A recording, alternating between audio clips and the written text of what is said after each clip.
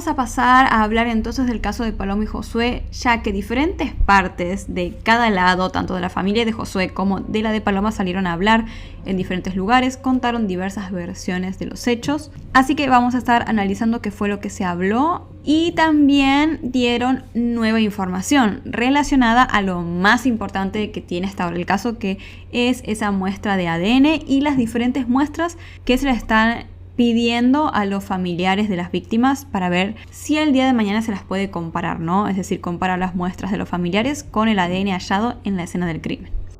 Bueno, por un lado tenemos el programa de Proyecto Arpazo que hizo Omar, ya que hubo uno nuevo, pero en esta ocasión el pastor llevó a un par de invitados.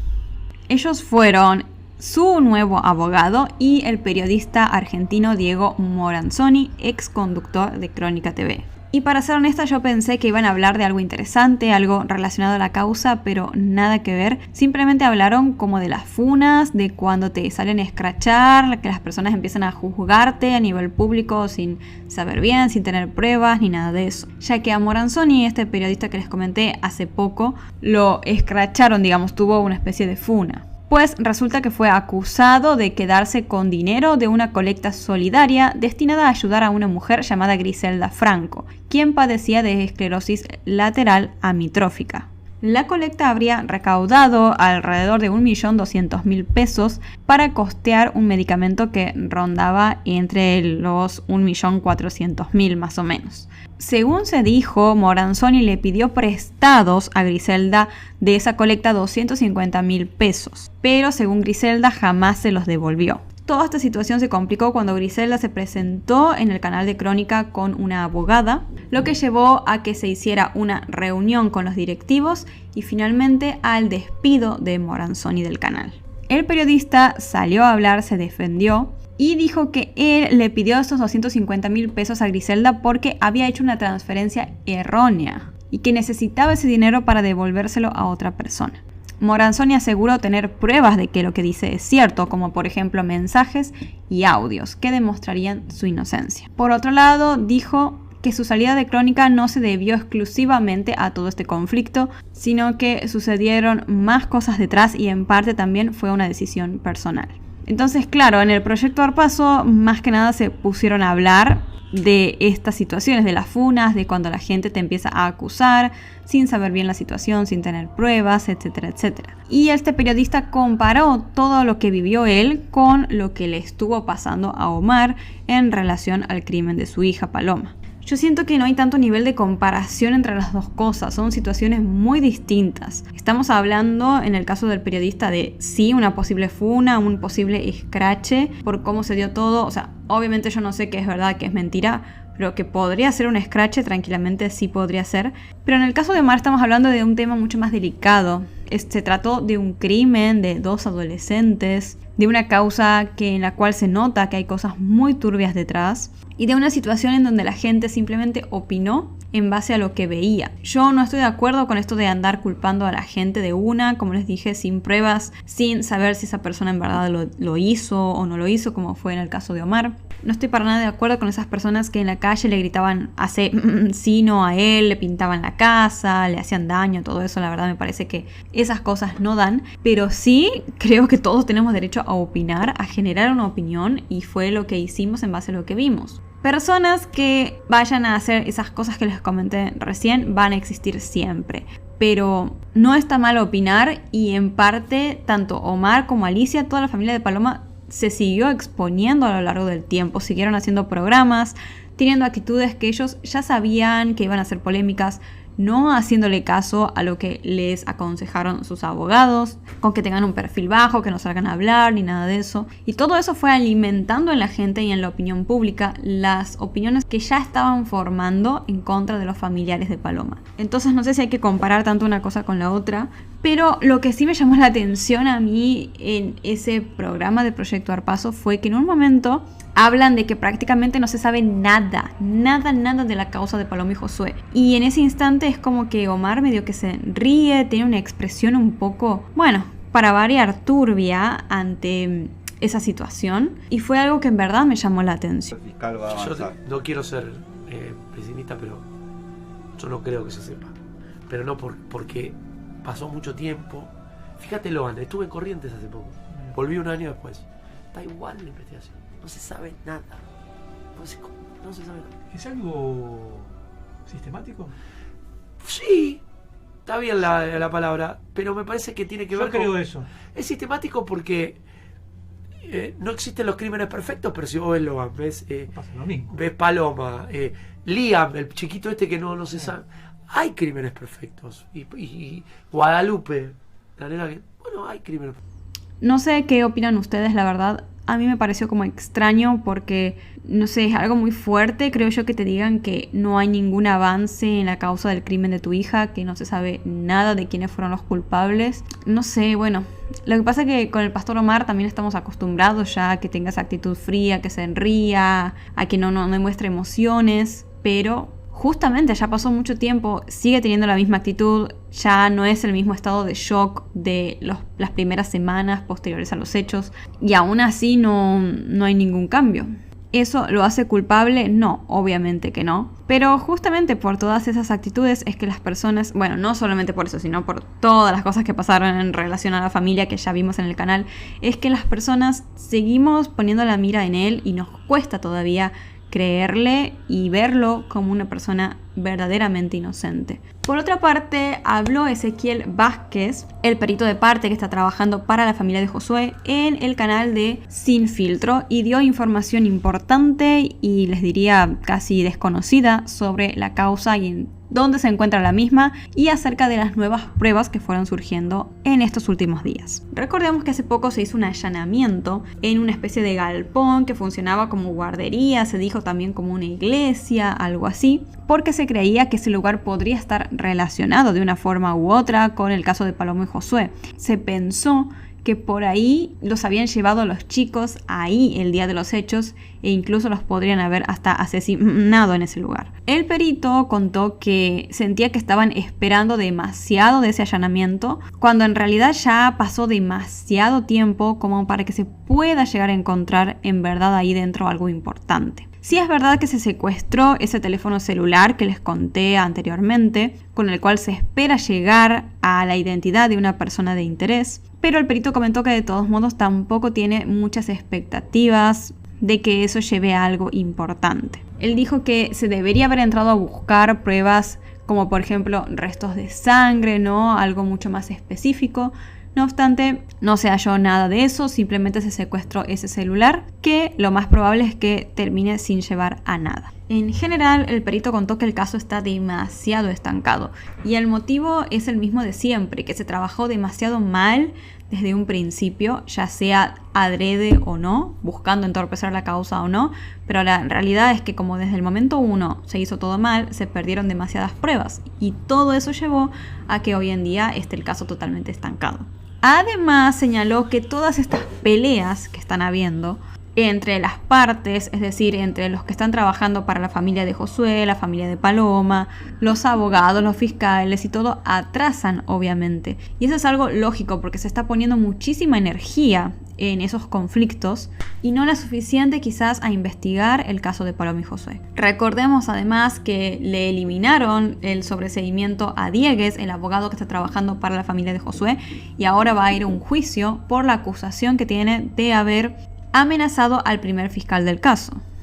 Respecto a esto, el perito dijo que le llamó mucho la atención lo rápido que avanzó esa causa como para que ya la estén por llevar a un juicio, y que lo lleva a pensar que quizás hay alguna especie de situación política detrás de eso y por ende por ahí también esa situación esté detrás del caso de Paloma y Josué. Algún factor político por ahí, amigos del poder, pueden quizás estar detrás de todo esto e incluso son los que están haciendo que justamente no se pueda avanzar con las investigaciones. Y por todo lo que viene sucediendo, tranquilamente se podría pensar eso, porque muchas situaciones dan a entender de que hay algo mucho más oscuro y poderoso involucrado en el caso de Paloma y Josué. Por estos días también se anduvo tirando la hipótesis de que capaz el caso podría haberse tratado de una especie de narco ritual. Pero el perito dijo que generalmente los casos en donde está involucrado el narco ya saben que se suelen resolver de otra manera. No le quitan la vida a dos adolescentes así, de esa forma.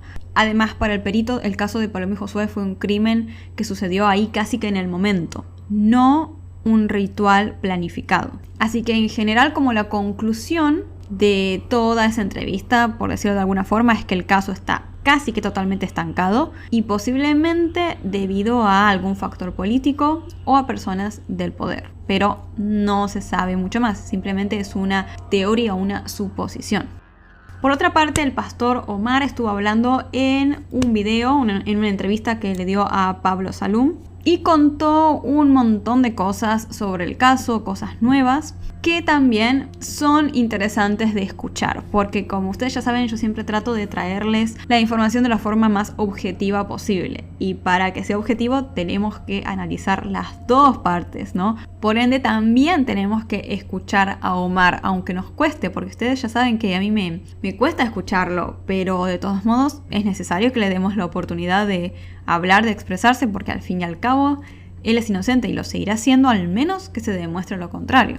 Y creo que fue importante de todos modos esa entrevista porque Omar ahí contó qué era lo que opinaba acerca de que se les están pidiendo ahora a todos los familiares, tanto de Paloma como de Josué, muestras de ADN para compararlas después con el ADN encontrado en el lugar de los hechos. Según contaron los familiares de Josué, ellos ya fueron a dar su muestra, pero todavía los de Paloma no. Y Omar habló sobre eso en esa entrevista. Pero antes le volvió a preguntar Pablo Salum, mejor dicho, sobre si su hijo Santiago era, ¿no?, ese chico de la bicicleta. Ese chico que pasó justo antes de los hechos, como que siguiendo o persiguiendo a Paloma y Josué, que salen en los videos que ya analizamos un montón de veces. Y Omar volvió a decir obviamente que no es Santiago su hijo ese de la bicicleta, que Santiago sí fue a buscar a Paloma en una bicicleta, pero que esto lo hizo de noche con una bicicleta que le prestó Margarita, su vecina. Y según Omar hay cámaras que demostrarían eso, que captaron a Santiago en esa bicicleta prestada a la noche. Esto, como no se mostraron las cámaras, ya queda a lo que cada uno quiera creer, ¿no? Porque no se corroboró, no se terminó de comprobar si fue Santiago o no el de la bicicleta de día, y tampoco nos terminan de mostrar las pruebas que afirmarían que Santiago en realidad salió a la noche a buscar a Paloma. Y bueno, después Omar sí habló del ADN que les están pidiendo a los familiares. Prácticamente se burló, digamos, Omar de este pedido. Porque dijo, están pidiendo análisis de ADN de todos los familiares, entonces ya directamente vamos a pedir análisis de todo el mundo. Porque si ellos, digamos, la otra parte serían los familiares de Josué y su grupo de abogados y demás, pueden pedir ADN a todos los familiares, entonces yo, dice Omar, también puedo agarrar y decir, quiero que todos los policías que estuvieron ahí investigando el caso también se hagan un ADN, porque yo también sospecho de ellos. Además contó que el pedido de ADN no se presentó cuando Diegues lo dijo, es decir, el abogado de la familia de Josué, sino que se hizo mucho después. Y según Omar, por otro lado, no tiene sentido pedir esas muestras de ADN ahora cuando ni siquiera están los resultados del que se encontró en la escena del crimen. Y que en parte sí es verdad, o sea, hoy en día no se podrían hacer nada con esas muestras, pero al menos vas adelantando, vas sacando las muestras a los familiares y en cuanto estén los resultados de ese otro ADN, ya vas a tener todo listo para compararlas. Entonces, no le veo nada de malo a que se adelanten las cosas, ¿no? Los trámites, porque si no, no avanzamos más. Pero bueno, eso fue en general lo que Omar dijo que él opinaba acerca de esas muestras de ADN. Y siendo honesta, si yo fuera él y quisiera en verdad limpiar mi imagen y que las personas dejen de mirarme como culpable y soy inocente, realmente voy y me hago el ADN sin más vueltas, sin buscarle mucho el sentido, porque va a ser lo que en verdad va a ayudar no solamente a que la sociedad deje de señalarte, sino a que también avance algo el caso. Pero bueno, también habló acerca de algo muy importante, que es que según Omar, él hizo una serie de denuncias al narcotráfico entre el año 2003 y el presente, casi. Algo que él nunca mencionó, al menos que yo me acuerde, al principio del caso. Recién lo empezó a mencionar hace un par de semanas atrás. Pero él piensa que por ahí estas personas que él denunció fueron los que le quitaron la vida a su hija, como una forma de silenciarlo, de hacerlo quedar quieto ya con esas denuncias que estaba haciendo. Que esto podría ser tranquilamente, y es más, yo ya lo comenté en otro video, siento que Omar tendría, si todo esto es cierto, tendría que haberlo dicho desde el momento 1, porque creo que es algo bastante importante y además no solamente lleva a que las personas podamos como ver otro otra línea de investigación, otra hipótesis, sino que le da sentido. Tenemos un móvil muy claro ahí, digo. Si Omar denunció a personas importantes y peligrosas, tiene mucho sentido que por ahí esas mismas personas se hayan querido vengar. Lo extraño fue que él no lo mencionó antes y tampoco lo dice mucho, ¿no? Pero si eso llega a ser verdad, entonces al menos tendríamos un nuevo móvil y, como les digo, una importante línea de investigación. Y creo que cualquier persona que está preocupado, quiere que en verdad se resuelva el caso de su hija, diría, che, yo me metí con todas estas personas, por ahí están involucradas, investíguenlos, porque yo los denuncié. Y eso siento que Omar nunca hizo, lo cual le quita el sentido. Es como que siempre se manejó de una forma muy extraña, los que él creía que eran los responsables, e incluso casi que se quiso apartar para hacer su propia investigación. Pero por otro lado, podría llegar quizás sí a tener sentido que si hay personas de poder, que era justamente lo que decía el perito Ezequiel Vázquez, que incluso es de la otra parte de la familia de Josué, no se esté haciendo nada para encontrar a los responsables. Y por eso Omar quizás está viendo toda esa situación, está viendo que hasta la policía por ahí está involucrada y que no tiene sentido que él intente a través de ellos llegar a los asesinos de su hija y proceda a hacer su propia investigación. De hecho, Omar también dice que no solo sospecha de por ahí el narcotráfico por las denuncias que él hizo, sino también de la propia policía, porque cree que hay algo muy oscuro ahí detrás y que están ellos también ayudando a encubrir el caso. Yo creo que si igual están viendo que hay algo extraño, está el poder, la policía y todo involucrados, aquí las dos familias deberían ya unirse por ahí e intentar ver si pueden hacer algo por ese lado. El tema es que los familiares de Josué siguen sospechando muchísimo de Omar y no es que yo lo quiera descartar directamente a él. Creo que sí tiene sentido que los familiares de Josué sospechen de él todavía, pero por ahí podrían unirse un poco más como para ver si se puede avanzar en esta otra línea de investigación y tratar de encontrar de si hay realmente personas de poder involucradas. Sí, una situación que quizás llevaría a que el caso nunca se resuelva, ¿no? Claramente. Pero al menos, no sé, se intentaría llegar a una verdad. Porque hay que admitir que lo de Diegues es un poco extraño, todo lo que está pasando. Lo que pasó con el fiscal, ahora que le eliminaron el sobreseimiento, que está tan empecinado en buscar que Omar sea visto como culpable, sí es un poco extraño. Incluso Omar comentó que por ahí ellos, todo el equipo de Diegues, también están intentando encubrir a los culpables reales del crimen y por eso están tan empecinados justamente en tratar de hacer que Omar sea visto como culpable. Y hasta se podrían haber aprovechado de esa actitud tan extraña que tuvo Omar desde un principio, porque les vino como anillo al dedo, digamos, para terminar de hacerle creer a la opinión pública de que los familiares de Paloma eran los responsables del crimen. Pero bueno, ya no sé, la verdad uno ya no sabe ni qué creer. Yo traté de presentarles aquí más o menos lo que se habló de ambas partes. Y supongo que en base a eso cada uno, y en base a todo lo que vimos obviamente, cada uno sacará sus propias conclusiones. Yo todavía así muy con pinzas sigo siendo del team de Diegues, pero como les digo, es muy con pinzas. Siento que a esta altura del partido cualquiera de las partes podría tener razón. Y aquí lo importante es obviamente que se llegue a un punto, creo yo, en donde se puedan avanzar las investigaciones, porque todas estas peleas lo que hacen es justamente trabar, atrasar, retrasar, y se deja de lado lo más importante, que es el caso de Paloma y Josué, es el crimen de los chicos y encontrar en verdad al responsable. Así que esperemos. No creo que haya noticias pronto, pero siempre que digo que no va a haber actualizaciones pronto, surge una nueva actualización. Así que la verdad no sé qué va a pasar, pero esperemos que lo que sea que pase sea algo positivo para que avance esta investigación, por favor. No obstante, creo que más que nada nos resta esperar a ver qué va a pasar con los ADNs. Hola a todos, ¿cómo están? Bienvenidos un día más al canal. Mi nombre es Desiree y aquí como siempre les traigo un nuevo video. En esta ocasión vamos a estar hablando del caso de Paloma y Josué, porque sí estuvieron pasando cosas. Salió a hablar Julieta, la hermana de Josué, en un canal de televisión y contó varias verdades recientes, dio información de los ADNs, de El Galpón, ese lugar al cual se le hizo un allanamiento hace unos días, y también contó que hay aparentemente 2 nuevos sospechosos en el caso de Paloma y Josué. Y finalmente, para la última parte, que ahora la suelo hacer con el fondo de lluvia y el sonido de truenos relajantes y todo eso, les voy a estar contando el caso de Ivonne Latorre, una joven que fue de viaje a Egipto con una amiga y terminó todo allí de la peor manera. Quizás lo escucharon nombrar este caso ya porque es reciente y se viralizó bastante, o por ahí no. Quizás lo escucharon pero no conocen bien de él. Bueno, aquí se los voy a estar contando casi que en profundidad, digamos de forma como resumida porque el caso es larguísimo.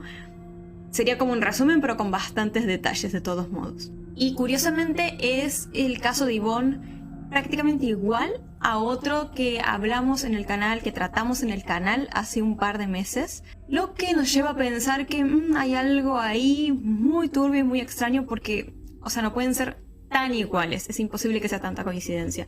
Ya vamos a estar hablando de eso.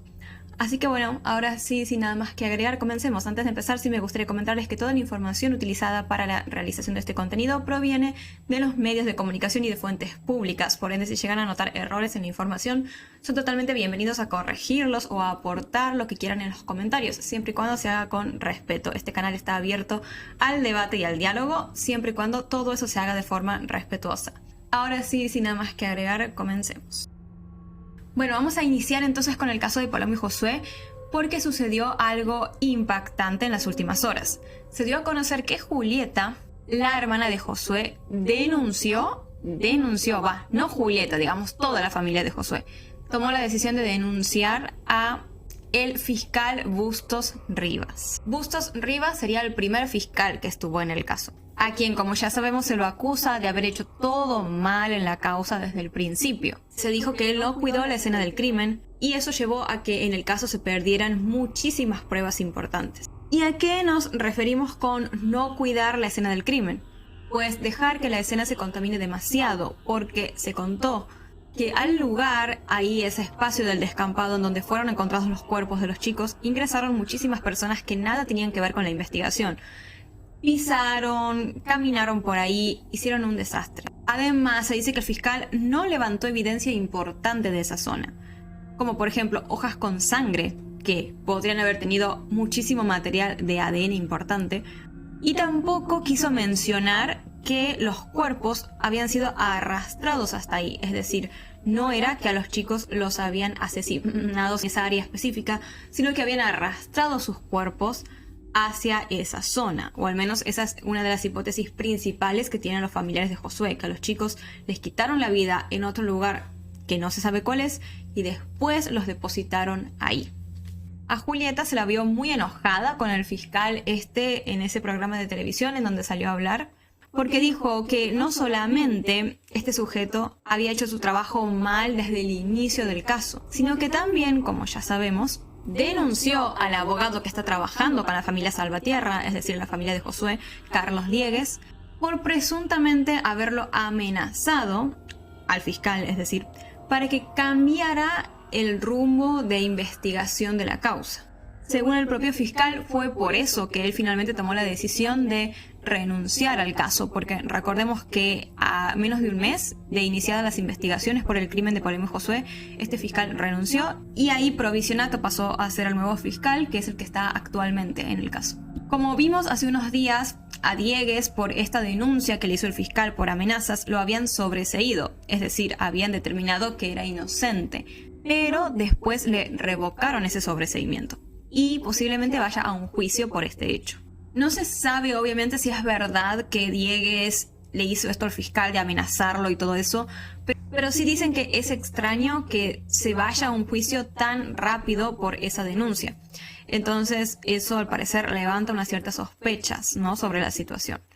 Julieta dijo todo esto acerca de ese fiscal en el programa y además contó que él actualmente anda de viaje aparentemente en Europa viviendo la buena vida después de haber hecho todo mal con el caso de su hermano y mientras justamente Josué está bajo tierra, digamos, sin vida. Además, Julieta comentó que el fiscal está pidiendo que le salga su jubilación cuanto antes. Posiblemente porque quizás es consciente de que estuvo muy mal lo que hizo y por ahí puedan, no sé, quitarle el cargo.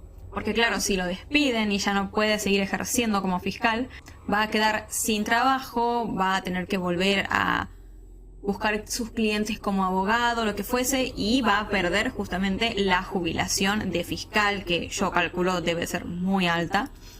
En cambio, si se jubila ya listo, no lo pueden sacar del cargo, no le pueden hacer nada, empieza a cobrar esa jubilación y listo.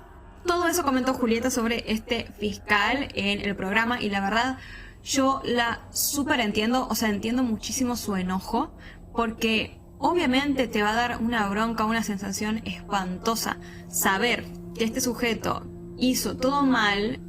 Culpa de él probablemente no se pueda encontrar nunca a los asesinos de tu hermano y después lo ves ahí viva la pepa en Europa, como si nada pasara, mientras sí, literalmente Josué está 10 metros bajo tierra, o sea, tenía 14 años y le quitaron todas las posibilidades de vivir y después encima le arrebataron la posibilidad de que se haga justicia por él. Bueno, por todos estos conflictos y todas las cosas turbias por las que pasaron los Salvatierra, es decir, los padres de Josué, tomaron la decisión finalmente, ¿no?, de denunciar formalmente al fiscal Bustos Rivas por incumplimiento de los deberes del funcionario público y omisión maliciosa.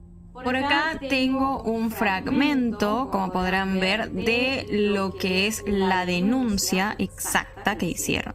Y dice, como podemos ver, Procuración General de la Suprema Corte de Justicia de la Provincia de Buenos Aires. Incumplimiento de los deberes de funcionario público y omisión maliciosa. Denunciante Carolina Stella Maris Maldonado. Progenitora de Josué Axel Gabriel Salvatierra. Víctima. Porque la que hizo la denuncia finalmente como de manera formal fue la madre de Josué. Esta es una captura del programa de Crónica, por eso se ve medio feíto. Pero de todos modos podemos leer que dice Maldonado Carolina Stella Maris, DNI tanto, domicilio tanto. Todos estos son datos personales que los voy a censurar por si acaso, pero dice: por derecho propio ante el señor Procurador General de la Provincia de Buenos Aires, doctor Julio Marcelo Conte Gran, me presento respetuosamente y digo: 1. Presenta formal denuncia contra el señor fiscal Hernán Bustos Rivas, titular de la UFIJ número 5, descentralizada de Florencio Varela, por incumplimiento de los deberes funcionales a su cargo, omisión maliciosa del deber de actuar frente a la comisión de delitos graves. Y aquí tenemos un fragmentito de lo que fueron los hechos. Y dice: con fecha del 1 de febrero de 2025 fueron hallados sin vida los cuerpos de Josué Axel Gabriel Salvatierra y Paloma Abigail Gallardo en un predio descampado a la vera de Avenida Calchaquí y Avenida Luján de la localidad de Bosques, partido de Florencio Varela. Y hasta ahí llega la captura de pantalla, pero lo que creo yo que debe decir, ¿no?, después serían todas las cosas erróneas, ya sea adrede o no, que hizo ese fiscal para con el caso. Hay que ver entonces qué pasa con esa denuncia y en qué queda todo esto de ese fiscal. Pero yo, la verdad, como les dije, súper entiendo a la familia Salvatierra y creo que al menos al hacer esa denuncia sienten que hacen algo al respecto, porque quedarse de brazos cruzados con la bronca, impotencia, dolor y todo que deben tener debe ser mucho más destructivo para ellos. Al menos así uno dice, bueno, quizás nunca encuentre a los asesinos de Josué, pero aunque sea voy a hacer algo por lo que pasó aquí. Voy a intentar hacer algo contra el culpable de haber dañado la escena primaria del crimen y que básicamente llevó a que justamente este caso no se resuelva. Entonces yo los súper entiendo y bueno, vamos a ver, esto ya se está llevando a la justicia y vamos a tener que esperar a ver qué decide la misma. Pero como les conté, estas no son las únicas novedades del caso, porque aparentemente hay 2 nuevos sospechosos. Según contó Julieta en el programa, la Fiscalía hace poco recibió la información por parte del municipio de 2 probables nuevos sospechosos. Dicen que podrían ser, bueno, escuchen esta ustedes, que podrían ser personas que eran habitués del lugar, es decir, de ese descampado, ¿no?, donde se encontraron los cuerpos. Que ser habitués, bueno, que iban constantemente ahí, al campito, para hacer, vaya a saber qué. Pero se puede suponer que si iban ahí constantemente, podría ser para consumir algún tipo de sustancia o ese tipo de cosas. Aparentemente no hay mucha más información sobre quiénes serían exactamente esos dos sospechosos, más allá de que se dijo que eran habitués, ni por qué se los podría considerar sospechosos. Pero ya con solo escuchar de forma superficial la información creo que nos damos cuenta de que el dato es extraño y dudoso. Porque volvemos medio que a la misma de antes. ¿Por qué dos personas X, que eran simplemente habitués del lugar, que iban a consumir lo que sea y ya fue, odiarían tanto a dos adolescentes que fueron hasta allí al campito sin hacerle daño a nadie, como para asesinarlos así de forma tan violenta? Ya sabemos que intentaron culpar anteriormente a dos fisuras, entre comillas, como los llamaron, y les salió súper mal, porque no encontraron absolutamente nada en su contra, ni siquiera haciendo allanamientos. Ahora me pongo a pensar, ¿no estarán intentando inculpar otra vez a blancos fáciles? Como son personas así que andan por ahí en situación de calle o que no tienen los recursos para defenderse adecuadamente. Y esto me lleva como a regresar al tema del poder. Porque como ya hablamos en el video anterior, por primera vez casi que en todos estos meses desde que sucedieron los hechos, la familia de Paloma está más o menos de acuerdo con el perito que trabaja para los Salvatierra. Porque los dos como que llegaron a una conclusión similar de que por ahí el poder político o algún factor parecido puede estar involucrado en el crimen de los chicos. Omar va un poco más por el lado de creer que la policía puede estar involucrada o mínimamente estar intentando encubrir al culpable. E incluso Omar dijo una vez que el fiscal Bustos Rivas, el ex fiscal del caso de Paloma y Josué, era un ex policía. Y aparentemente sí era un ex policía. O sea, yo estuve buscando un poco en internet y sale como ex policía. No sé si será cierto o no, pero por ahí Omar posta sí tenía razón en algunas cosas que dijo, ¿no? Lo que pasa es que siempre lo dice de una forma tan como extraña, como, no sé, como con su personalidad, que cuesta como tomarlo en serio. Pero sale en internet como que el fiscal sí era policía, ¿no? Hubo otra posibilidad con respecto a estos dos nuevos sospechosos, entre muchas comillas. Fue un tema que incluso lo debatieron ahí en el programa de Crónica, y es que por ahí están buscando también como cerrar el caso de forma fácil y rápida ya. Buscándose perejiles, básicamente, es decir, personas X que más o menos los puedas colocar en la escena del crimen, culparlos, y ya fue. Así que la verdad, no sé ustedes, pero yo cero fe, pero un cero más grande que una casa con esos supuestos dos sospechosos. Para mí son dos personas re mil X, re cualquiera, que no va a llevar a nada, va a ser una pérdida de tiempo nada más. Pero bueno, ojalá me esté equivocando. Y finalmente Julieta habló de dos temas muy importantes. Uno, el galpón ese que se allanó hace unos días, y los ADNs que fueron pedidos a los familiares. Con respecto al galpón, esta que están viendo es una imagen ilustrativa, no es real.